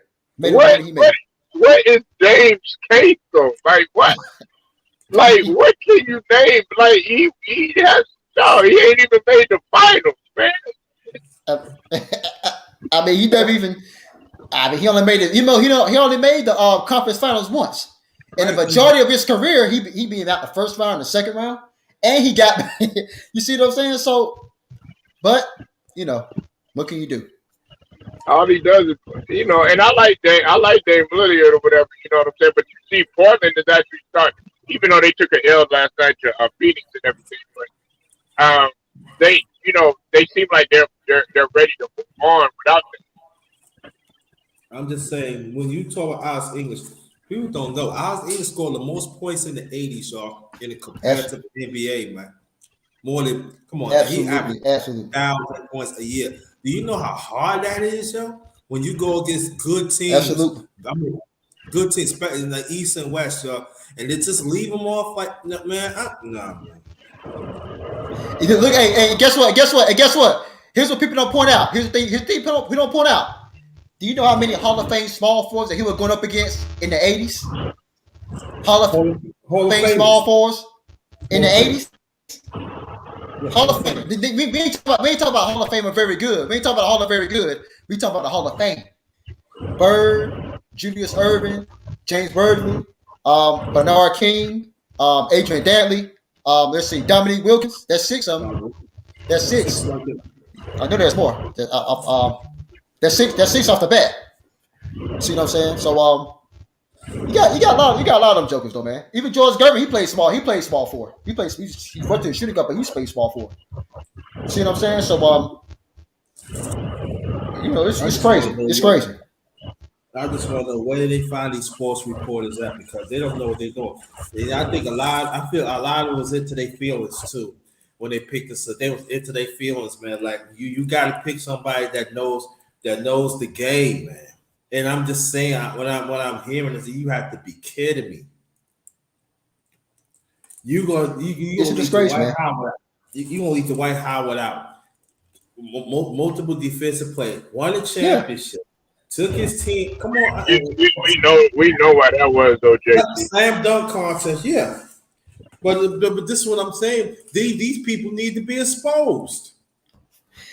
You see, it's bad. I mean, you know, I think the White House should at least been up there. He accomplished more than Anthony Davis. As far as right now, I'm sure Anthony Davis is going to, you know, maybe some if he stay healthy. But I'm saying as of right now, I think the White House should have been up there. But you know, at least he took his team to the NBA Finals. At least he was deep. At least he made the playoffs more than he didn't make it. At least that. I believe it warrants that. You see what I'm saying? So, but Anthony Davis can't lead nobody nowhere in this prime. Nowhere. I think he can't. I think he got there because of LeBron. Yeah. You see, it's bad. It's bad because there's players. You can say that that's a whole. There's players that should have been up there. There's a whole lot of players should have been up there. To be honest with you, there's a whole bunch of them. But like I said, yeah. And then so when you don't pick the great players, you know, you're actually letting them know that my contributions don't mean nothing to the game. It doesn't mean nothing. And you're picking these players, they playing on the backs of the greats from the past. And then I'm saying, when I see the picture, it got me sick. I forgot to tell you, Brother Paul, it got me sick. No, I agree. Got me sick. I know you and Brother Dale felt the same way or whatever. I trust y'all list better than I would some of these other guys, because a lot of these guys are going for what's trendy, what's hot, social media. Some of these guys don't even know the game thoroughly. Like just the fact that Brother Daryl's phone debunked pretty much the bullshit that they've been saying about Wilt. And then just the fact that brother JT debunked a whole bunch of shit because the other night, brother Dale, JT had to debunk the whole narrative about Bill Russell. Absolutely, absolutely. I mean, and if I debated guys in the past, and when they bring up, if they say anything about Wilt Chamberlain, you got to be. I mean, you have to be on your heels because you already know what they're about to say. You know what I'm saying? You can say it, but like I said, you got to be able to prove what you say. Again, as I stated early in this live, as I stated, fellas, you can't prove everything, but some things you can prove. But we have to say this: the facts never lie. Exactly. Now, Facts never lie. your opinions, what you believe, and what you think means absolutely nothing. Only facts. Only facts. And I'm just saying, Bill Russell is the best winner ever. He won in high school, he won in college, he won the Olympics. He won a championship in the late 50s. Then we already know about the 60s. We don't have to talk about that. Then he went out a winner as a player coach. Hands Absolutely. down, that's whatever. And he beat 3 top 50 players. 3 Right. top 50 players. Uh-huh. Chamberlain, Weston, Baylor. 3 top 50 players. Then y'all talking about then y'all gonna talk about the best forward man, such and such. Do you ever check out Elgin Baylor what he did? Come on, I mean the great Elgin Baylor. I'm sorry. Of course, the great Elgin Baylor. Of course. No, I'm not saying you, but these people. This is what I'm saying. These people got this microwave attitude. They just want to do 30 years and up. No, you got to go beyond that. But that's what I'm saying. That's what I'm saying. So when they say that, that tells you, right? See that tells you right there. They don't feel like going. That's the thing. They're too lazy to do research, man. And it's simple because without this technology, there's no excuse, man. There's no excuse. You can't simply do research, man. It don't take much. It don't. If something is a fact, you should be able to pull it up within seconds. And Google make it so easy now. There's no excuse. When you ask them for facts on certain things that you can prove, they don't have no answer. Right, but what are they saying? What are they saying that's untrue? Wilt Chamberlain. Wilt Chamberlain 6'6". Wilt Chamberlain go up against guy that's 6'6". Okay, prove it. I mean, you know. I mean, you can say. I mean, I'm open to the information about the height thing. Okay. Yeah, I'm open. Listen. I don't know everything. I'm open to all information. You see what I'm saying? I'm open to all information. You see what I'm saying? I don't know everything. I'm open to all information. Is something true? I'm not gonna sit there and say, well, if something not true, then you know, I'd like for you to prove, but you ain't gonna find it. But what I'm saying is, if it's something I don't know, I'm open to hearing about it. I'm not gonna be closed-minded. You see what I'm saying? But if you're gonna say something, you see what I'm saying? You're gonna have to prove it if it's provable. You see what I'm saying? So you're gonna have to expand on that a little bit more because you gotta have facts. You just can't say something. You just can't take somebody's word and expect for it to be it. As you said, you know, if people only go back 30 years, no, you can't do that. That's being disingenuous.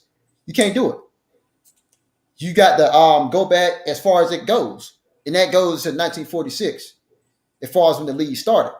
You see what I'm saying? So you can't just come out and say that I'm just going to research this in the last 30 to 25 years, and you don't include every year. That's not how it works. You see what I'm saying? So if a person tells you something, and it's so easy to debunk, to be honest with you. You see what I'm saying? It's so easy to debunk. A lot of problems is when people debate, and I'm pretty sure y'all ran into this. They just too lazy to pull up facts or do research on anything. They'll say what's going on, but they never tell you the history of anything. No, they said Curry is better than Oscar Robertson. No. What? No. What is you talking about? What? I mean, do you see how Oscar Robertson played? Mm-hmm. Now, I mean, they ain't have every footage, but I've seen. I look up numbers. I look at the footage they do have. The clips. And I said, Yeah, I clips. was Yeah, talking about the scoring in the offense. I said, do you know he get it on defense too? You didn't know that. Oh, okay.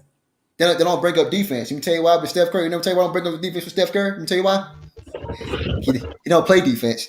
They just look at one aspect of the game. Going by what I was telling Polo Sports earlier, they just go by one aspect of the game. You see what I'm saying?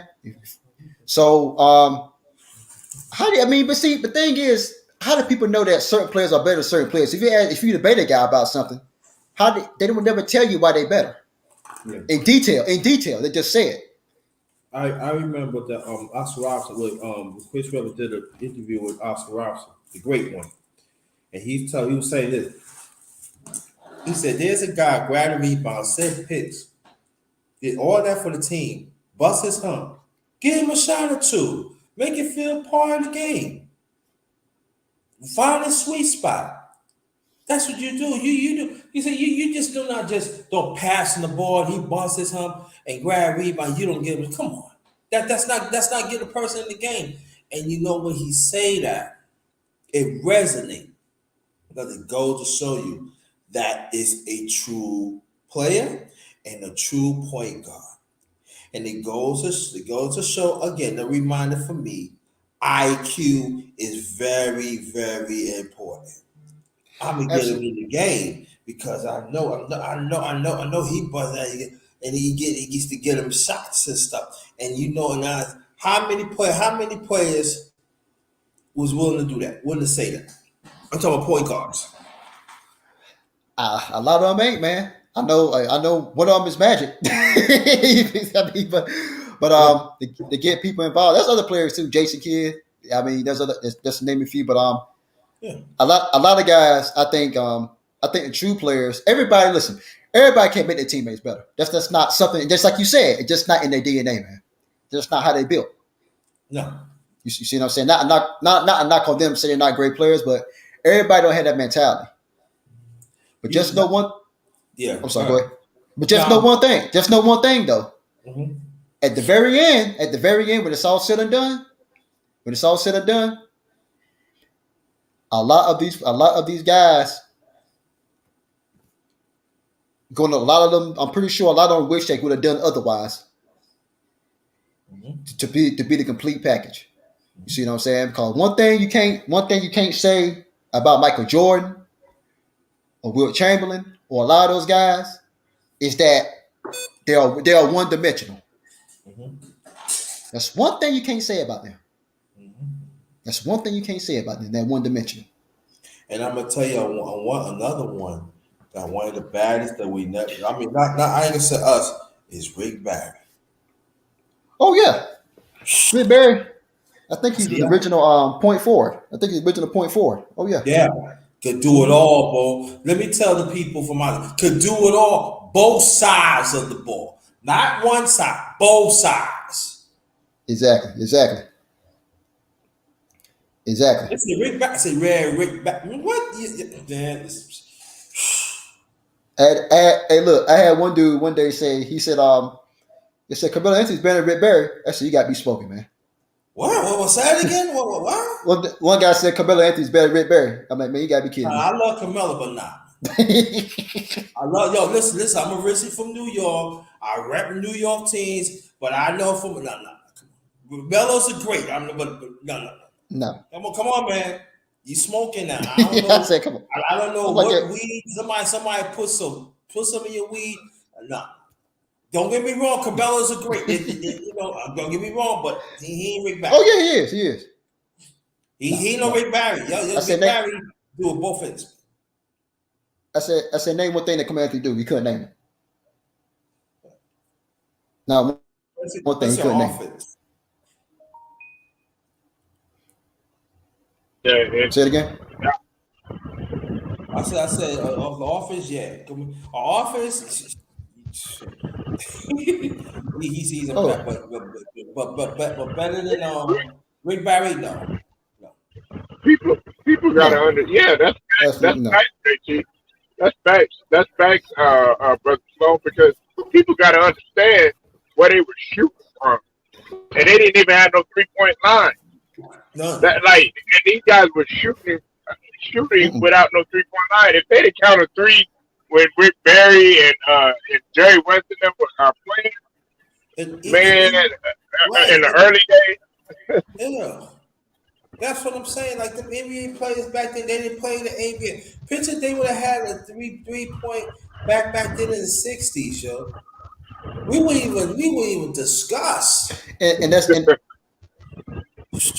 Man, we'll talk about that. Oscar Robertson scored Oscar Robertson. You're talking about as far as perimeter players. Oscar Robertson scored 26,000 points without a 3-point line. Steph Curry has not scored 20,000, and he got everything in his advantage on the offensive end. And to You gotta be kidding me. understand so too, and what make more impressive of Oscar Robertson, how he did it on both sides, yes. But if you notice, he could run he could run a half court and the full court effectively. He know how to set players up. But people said, but look what he done. He didn't have a great supporting cast. The only one that he really have is Jack Twyman, and he's small for he's in the Hall of Fame. But other than that, he never really had real support cast. But at the same time, he made other players better. But but this is the key. This is what I'm saying. IQ. Yeah, Well, get to your spot. Get to your spot. Here you go. There you go.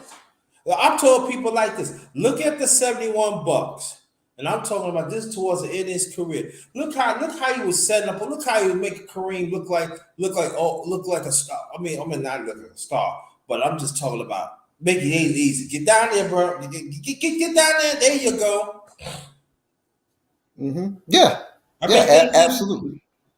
He said, listen, I know you don't like I make the easy. Get down. There you go. There you go. Yeah, told him to use his left hand more. As far as Sky Hood, told Kareem Abdul-Jabbar to use his left hand more. Mm-hmm. Come on, man. I mean, you gotta have IQ. You know, some saying smartness, man. Like, come on, man.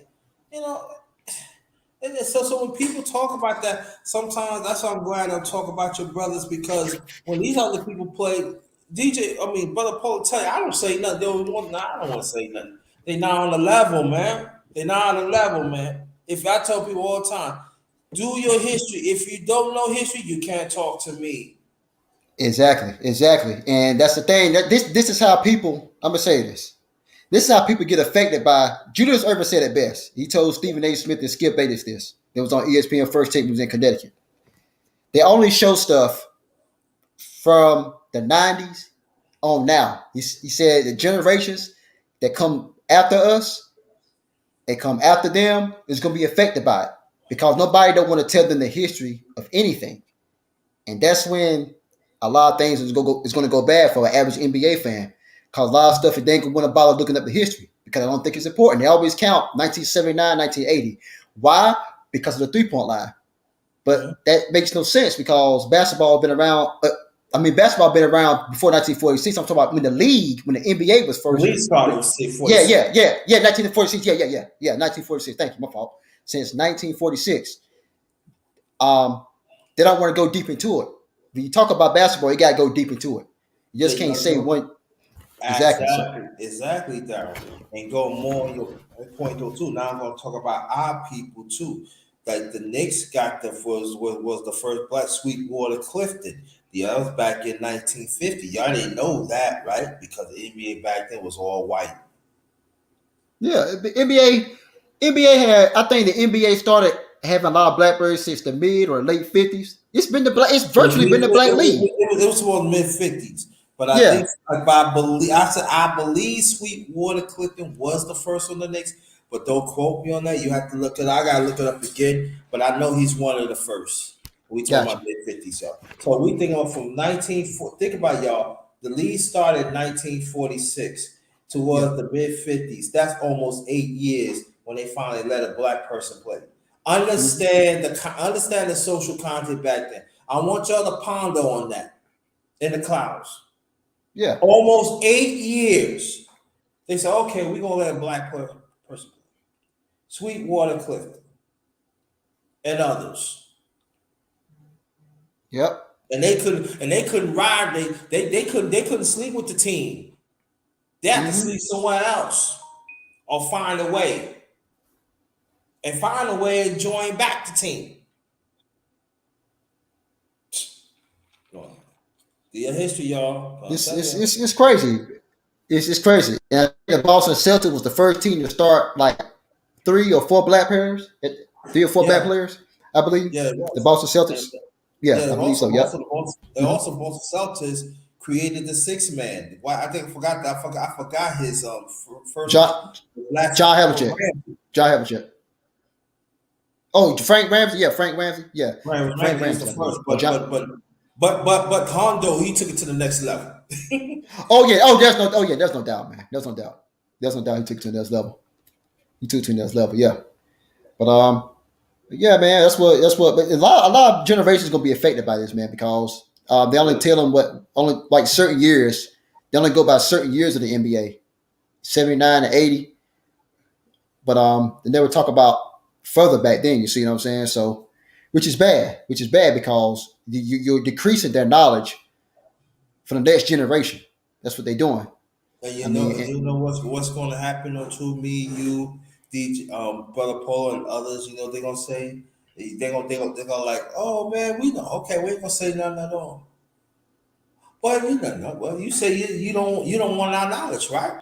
Okay, so you on your own. So you know it's going to be it's going to cause a disconnect of them, not us.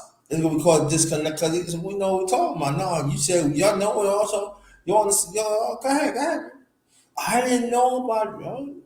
Yeah, but they got. But saying they got to know something. They got to tell. They can find out. It's really no excuse. You see what I'm saying? So it ain't no excuse, man. It just ain't. It really, if you know something, you got something called Bing, Google, look it up. You see what I'm saying? YouTube. I mean, really, this ain't no excuse, though, man. I mean, I'm saying we have to do it the hard way. You have to go to newspapers, go libraries, books, and all that the hard way, y'all. Because there wasn't no internet back then.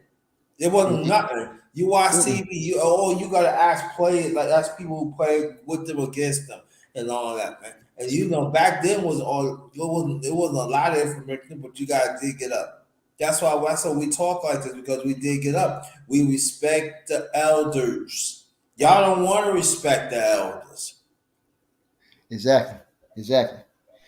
And it's a problem. It's a problem. You see what I'm saying? So it's bad that if you debate a topic with somebody, especially going back to the history, and if somebody make blanket statements that's not true, and it's frustrating. It's very frustrating to do something like that, though, because they don't know the history of the game, at least some of their history. It's very frustrating to do that when you got some people that's uneducated. No, I mean, I look at fellas. I guess it's just me. I look at basketball completely different than a lot of people, and the thing about it is that like it's like with brother Daryl Sloan. I want to piggyback off of what he said earlier. He was saying that the dirty work aspect of everything, it doesn't get looked at as recognition. Nobody really pays attention to intangibles and stuff that doesn't show up and stuff. And I think that there should be a place in history for some of those guys. Like you got, for instance, you have Michael Cooper that's finally getting ready, to get in a Hall of Fame. But Dennis JT Rodman? and Brother Sloan, you more Dennis Rodman, he already in there, of course. Oh But yeah. but Michael Cooper, he should have been in there a long time ago. A guy like, people have the audacity to say, "Oh well, no, Robert Horry is what? Are you serious? He's responsible. He's been responsible of two major repeats because he repeated. He repeated with the Spurs and he repeated with the Lakers. He repeated with the Houston Rockets and he repeated with the Lakers. And then he won with the Spurs. that's 7. So That's 7 you know. Right. So why he should, and he was an integral part because he was holding the best player big shot Bob, enough said, it knocked down a key shot, and one could argue he was responsible for that that one championship when he hit the final shot. I think it was against the Kings, wasn't it? As you already know, the sad part about it is y'all already know this. Draymond Green is going to get into the Hall of Fame, and this is crazy. But it took Michael Cooper years and years and years to get in. And that's sad. Yeah. They lower the bar as far as the Hall of Fame. It becomes. I mean, as I stated before, everybody have their own way of impacting the game, whether they score or just play defense. Everybody had their own way of doing that. Michael Cooper, multiple All NBA defensive team, first and second. Drake, I mean, look, man. If they let Draymond Green in, man, if they let It's Draymond gonna Green, happen because you know it's gonna happen. But see, this is the thing that we gotta have conversation in the near future. Because there's some people going to say, "Oh, you look what he done." But what about the sanctity of the I mean, sanctity of the game, yo? I'm just saying, you gotta have great basketball minds, man. And some of us fans, we have that, man. We gotta debut this BS. You gonna tell me Draymond Green is better than Cooper? Come on, man. No, no, No, no. no. I will say this. I'll say this. I'll say this though. Now, should he be first ballot? No.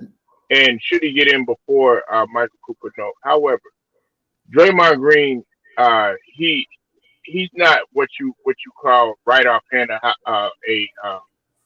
Hall of Fame caliber player, but he has a good case, especially when you consider the fact that Steph Curry had even came out, brother Jeremy Sloan and brother JT, and said, "Man, I'm not the ball handler or the playmaker." He said Draymond Green is, and plus he's a defender, and plus he got the Defensive Player of the Year award, and now did you I feel did like you this, did you say?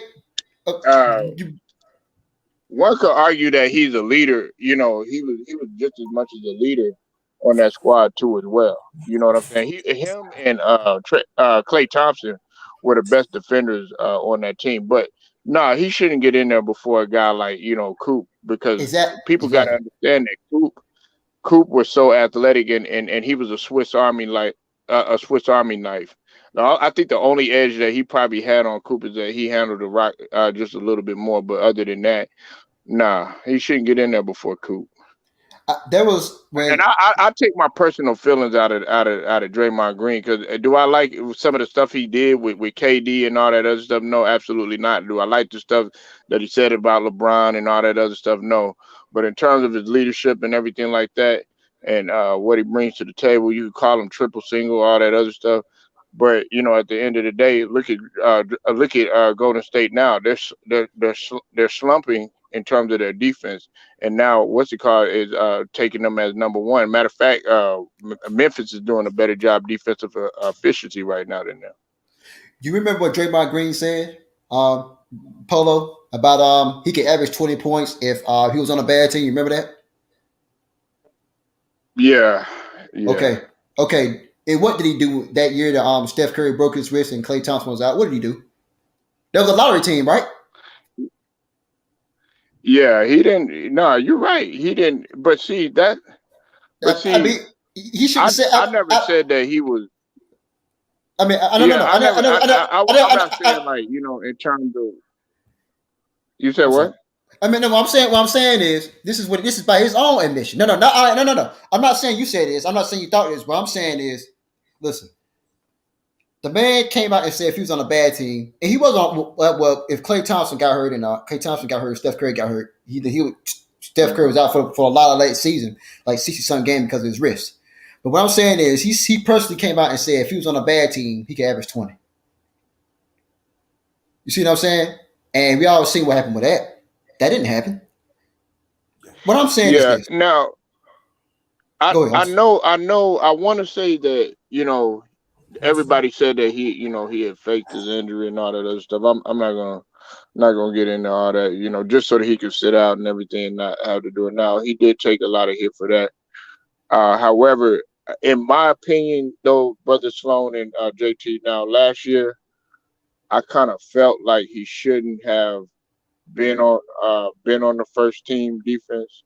I felt like there were a couple people that had kind of beat him out, but he still made that first team all defense Mm-hmm. last year. But see, they got knocked out. See, the thing about it that made his case hard is that PJ Tucker, he went all the way to the finals and ended up winning, and he wasn't on first team defense. But Draymond Green, they got knocked out in the play in by John Moran. Mm-hmm. But PJ Tucker was a better. That's what I said. PJ Tucker's a better on ball defender than guys in the league right now. Look at Houston. I mean, look at Miami right Mm-hmm. now. You Um, understand what I'm saying? yeah. His impact alone, it just doesn't get looked at, and that just goes back to the point that I was trying to say earlier. My bad. Go ahead. Y'all got Yeah, it. Go. I understand he's gonna get in. I understand he's gonna get in. Should he be in? If he get in, I'm not gonna be mad at it. I don't think he should be in. But to be fair, you see what I'm saying? I take it for what it is. You see what I'm saying? I think the Hall of Fame, as far as basketball, has lowered the bar a lot. But I'm glad. I'm gonna say this. I will. I'm very happy for. Michael Cooper better get in. He should get in. He should have been in. To be honest with you, I'm not saying Yeah, he should be in yeah. first ballot. That I'm should not have been saying. in a long ass time ago, brother Sloan and JT. Yeah. A So long ass time ago. I'm happy for him. I hope he better get in. He better get in this year. And he should get in the first. I'm talking about I'm talking about you know how they pick the your Hall of Fame. He better be in the first group. He better be one of the first. Yeah. Of course. Of course. He better. Of course. This man. I mean, how he played defense and how he impact the game. Consistency. It means a lot. He's not a guy who's going to score 20 plus points or anything like that. He's not that type of player. But what he does for those Lakers teams, all first team, all defense, I think multiple seeds, like 7, 8 years, I believe, and how he impacted the game was great. It was great. I think he deserves it. He deserves it. Every aspect of it, he deserves it.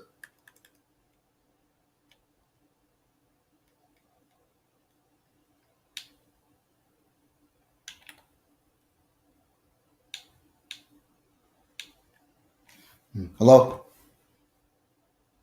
I'm right here. Oh, okay, okay. Yeah, I don't know. Yeah, but he deserves it. He deserves it. Yeah. Yeah, but all right, fellas, man, I gotta go take care of some stuff, man. But I'm glad y'all was up here, man. I appreciate you letting me out here on Polo Sports. And yeah. All right, JT.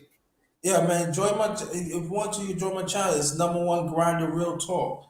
You Number know. one. Okay, yeah, I'm going. Let me describe to you. Hold on. Number one, grinder, real talk. You said. Send a comment, and after that, I make sure I subscribe back to you. Make sure that. Yeah. Oh, I switch life. I could go. I could go with a couple of guys impact that are great. Uh, I Jared just Allen. I just Jared subscribed. Allen's impact is tremendous. Okay, let's just start off right there. Jared Allen has the lowest defensive rating in the league. Lowest Y'all, is really he's number y'all take it one easy, right now. man. Y'all take All it easy right. now. All right, thanks for having me up here, Polo Sports, man. I appreciate it, man. I've been looking forward to come up Y'all here can't hear me? in All the right. future. Yeah. All right, man. Y'all take it easy. All right.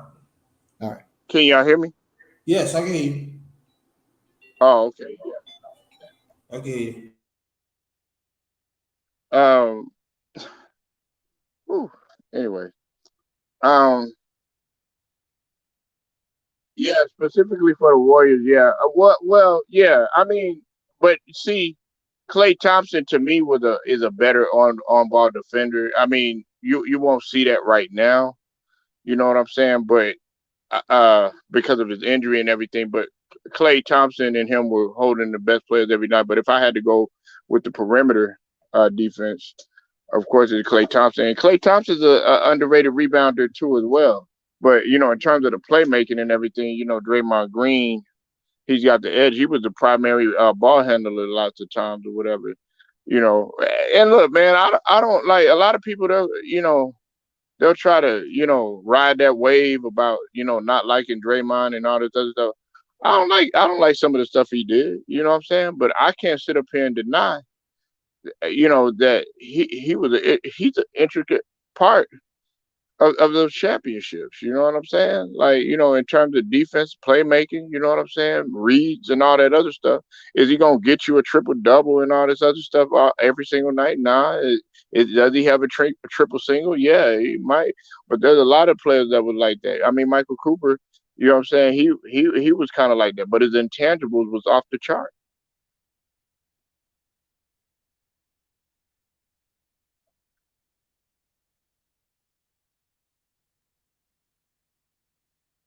Like I said, I look at basketball different. I look at life in general different. And if if if people, they might look at it a specific way, especially like these young guys that come in here and they're one dimensional. They just look at scoring, scoring, scoring, scoring, scoring, scoring, scoring, and everything until you actually go out there and see how hard it is to score in a college game, much less even a high school game. Some people didn't even make a high school team.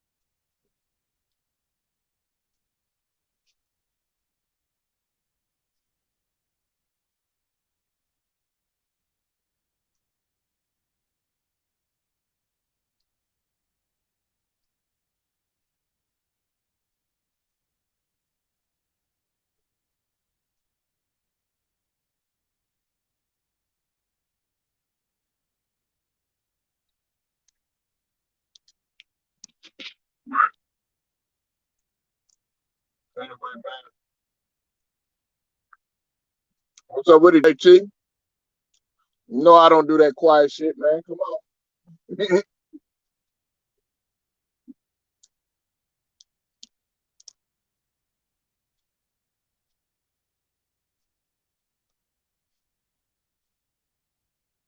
I'm coming, bro. I'm coming. But yeah, they gonna need Draymond Green, man.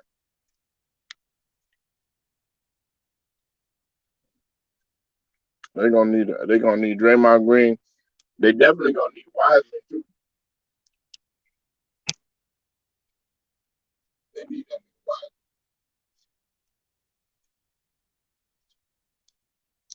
I'm saying if they want, if they plan on going far in the playoffs,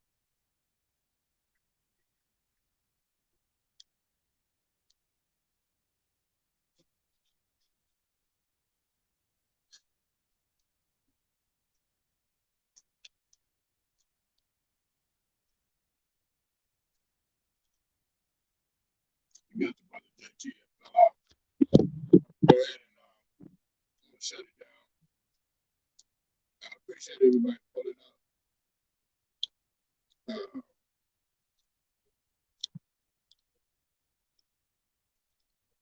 Good brother Daryl Sloan. Make sure you go subscribe to the brother Daryl Sloan. What's up to the channel? I appreciate you, brother. Switch Life. Jelly Bean, man. I appreciate you pulling up one day, man. You gotta hop on this panel. True Viking Queen, as always.